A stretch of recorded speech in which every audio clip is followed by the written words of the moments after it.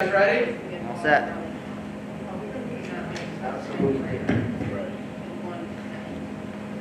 Welcome, everyone. I'd like to call the meeting to order, and let's stand for the Pledge of Allegiance. I pledge allegiance to the flag of the United States of America and to the republic for which it stands, one nation, under God, indivisible, with liberty and justice for all.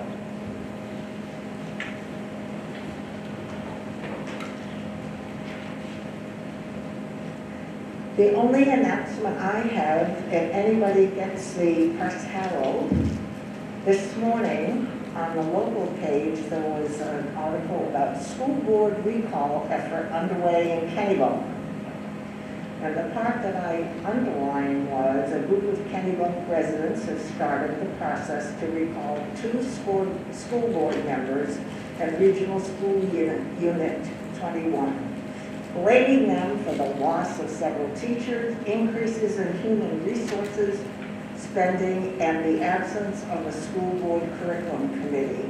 And I'm thinking to myself, we've got a wonderful curriculum committee, so kudos to Sacopee.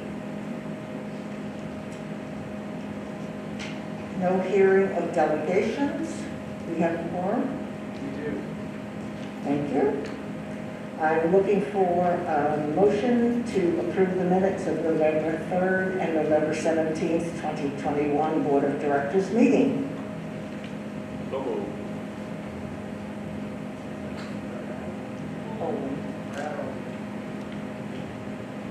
All those in favor, please raise your hand. It's approved. We have 1 abstention. Actually, I'm abstaining too, because I wasn't here for one of them. Oh, this is the minutes, sorry. The minutes. Okay, I have to abstain as well. Sorry. I'll go 3 abstentions, Judy, Jolene, and Danny. Any others? Thank you. This is, Thank you. oh,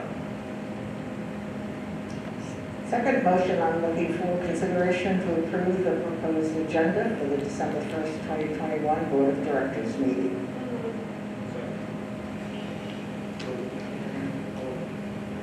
Thank you. All those in favor? The agenda is approved. I also forgot during my announcements to thank Jenny publicly for taking over the meeting for me on September 17th. Moving right along, business and finance reports. Finance committee met this morning, and I think Carl has the report. Sorry, I should have learned this last time when I was here with Jenny. When we put the 2 mics too close together, we get lots of feedback. So Judy and I will try and share the 1 mic. So as Judy said, finance met this morning. Peggy McKenzie, our finance manager, provided the following report. State subsidy has been received and recorded. All town revenues have been received and recorded. Operating revenues continue to exceed expenses for the month and for the year. Our expenses are in line with the budget. Food service expenses exceed revenues as state subsidy is starting to catch up, as it always does at this point in the year. I think we're in, board members remember last year we were in not as good a shape, and I think Sam Wedgwood and her team, along some support from Sue Day, deserve some credit for financially putting us in a great place food service-wise.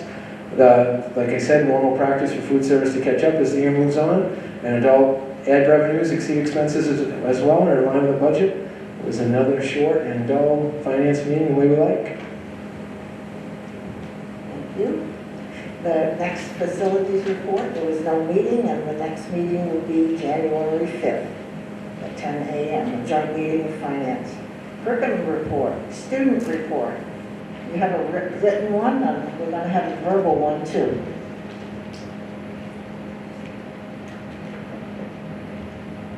Okay, it's been a relatively quiet past couple of weeks at the high school. However, with the holidays quickly approaching, many groups at our school are focused on giving and helping the less fortunate members of our community. NHS is sponsoring a readathon fundraiser, which essentially involves members of NHS looking to receive donations, and for every donation of $25, a member of NHS will be recorded reading a book. These recordings will be added to a digital library for teachers in the elementary and middle school to play for their students at their discretion. All of the proceeds will be donated to the Giving Tree for Civil Rights. As we know, winter sports have begun. In addition to that, the band and chorus will be having their first concert since the winter of 2019, Wednesday, December 8th at 6:30 in the high school gym. Another thing that we didn't have on our report that I forgot to add is that the seniors are starting to sell Christmas trees this weekend to benefit project graduation. So on Saturday, we'll be there from 12 to 7 and Sunday 10 to 5. Thank you. Questions for our students? You're also selling wreaths because I ordered one. Right. All right, thank you. Curriculum report. Jolene. Our meeting was also a periodic meeting of the Substance Abuse Prevention Committee.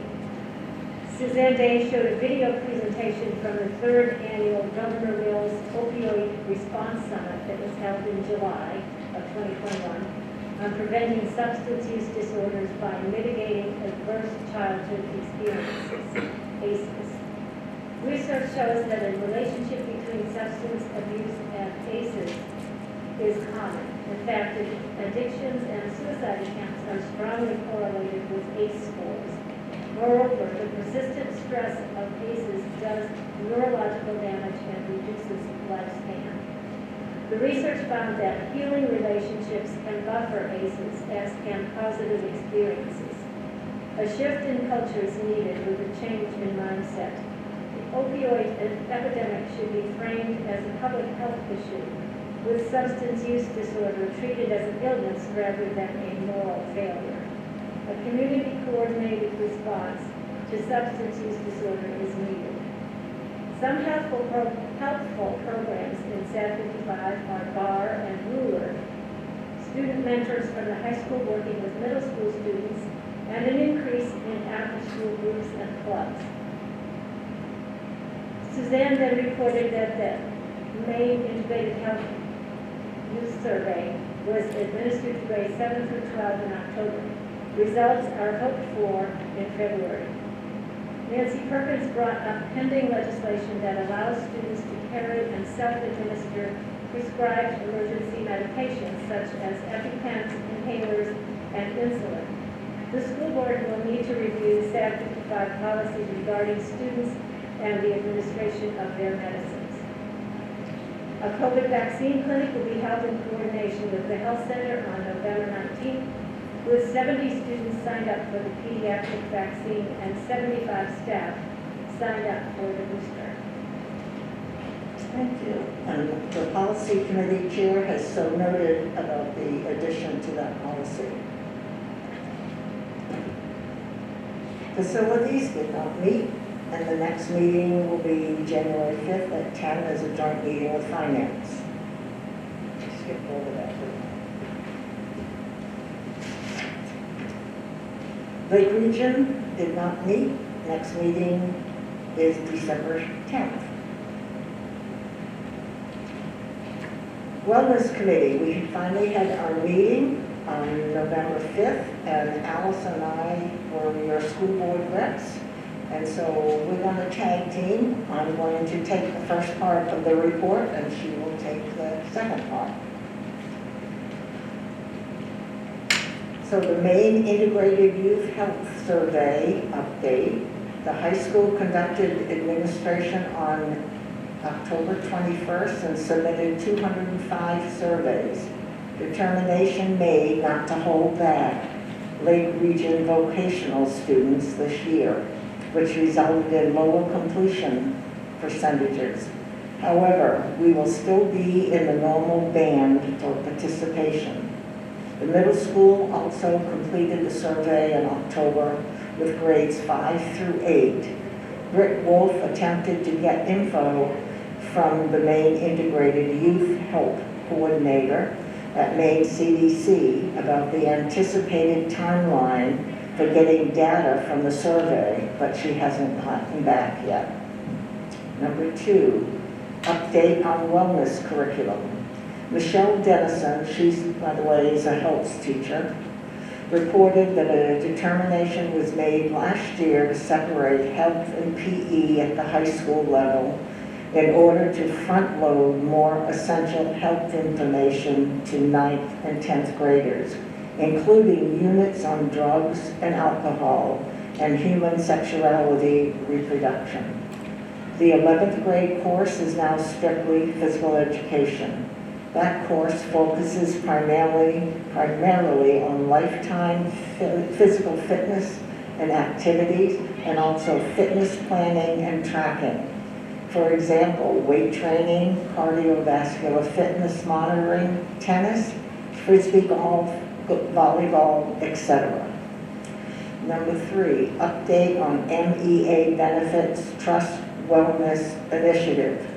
Becky Connors reported that MEA Benefits Trust is in its 2nd year of contract with Virgin Plus for the Wellness Initiative. Employees can earn up to $250 per year in gift cards by tracking activity points, scheduling recommended physicals, and completing surveys. Becky participated in a program training in September. It is not necessary to link Fitbit to Virgin Pulse. You can enter activities manually or use your phone. Becky has a goal of increasing participation, didn't have current participation figures, but can get them for the next meeting. And now, Allison.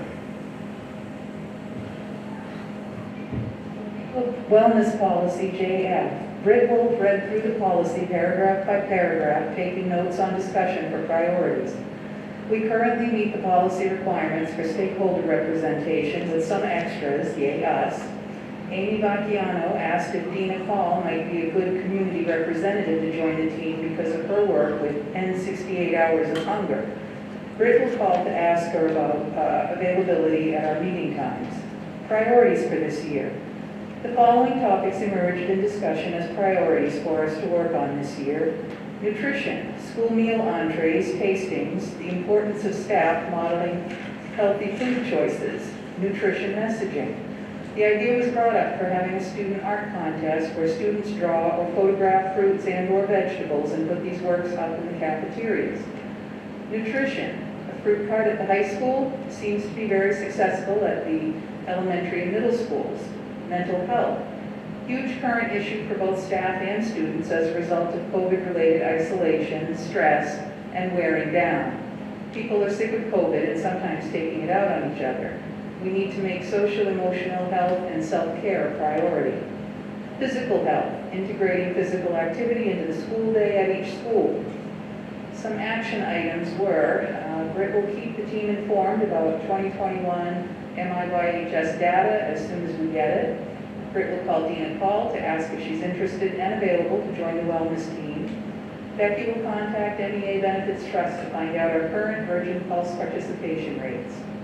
The meeting adjourned at 2:30 p.m. The next meetings are scheduled for Friday, 1/21/22, 1 to 2:30 p.m., and Friday, 3/18/22, 1 to 2:30 p.m. Thank you. As you can see, it was a very productive meeting.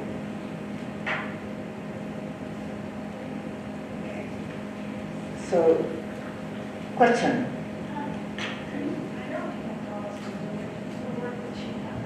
But at the end of the shopper's guide, in the shopper's guide, there was a request for snacks for the Sacopee Valley schools. And it was Bridges of Hope. So who's the contact for them here?